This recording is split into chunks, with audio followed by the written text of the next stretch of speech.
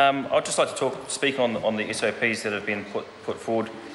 And I can understand the rationale behind why Labour and the Greens have put the SOPs forward based on their perspective from their argument that the beneficiaries are owed a day's stand down.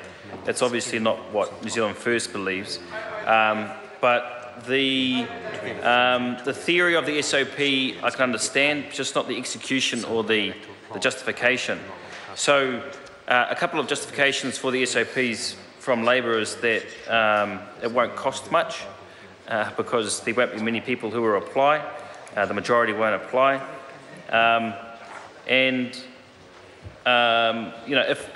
If it's a matter of principle, like we've been hearing, sir, about the SOP, about a matter of natural justice, if it's a matter of a fundamental right by law, it's about trusting the government, then based on those principles, shouldn't everybody, under that SOP from Labour and the Greens, shouldn't everybody be getting that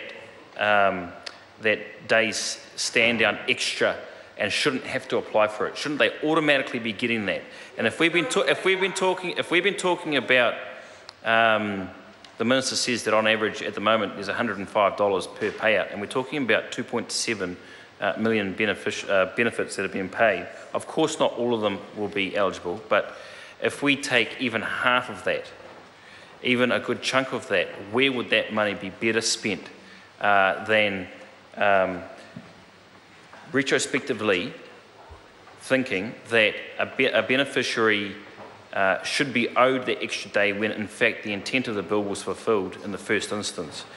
Like I said previously, Mr. Chair, if the mistake wasn't made in the writing of the law, the beneficiary would still have received the same amount of benefit as they did. That's because the intent was fulfilled.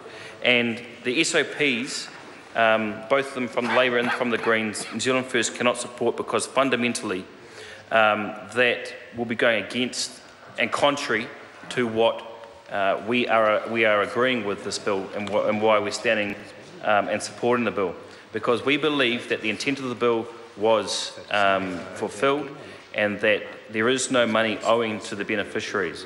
I've just put an SOP on the table, and if we're talking about natural justice, sir, then the point from where the government knew that there was an issue, which was May last year, is the point where people should be eligible, which they are, and the government is giving 7 weeks for them to apply. We actually believe that everybody that received the benefit that is eligible, that weren't given that 1 day stand down, should be automatically paid that amount. That is the point in time from when the government knew that every beneficiary should be paid that amount. That is the natural justice aspect and perspective with which New Zealand First stands, sir. I call Ian Lees-Galloway. We find ourselves in an interesting situation this evening. What we're doing is we are under urgency rectifying a mistake that was made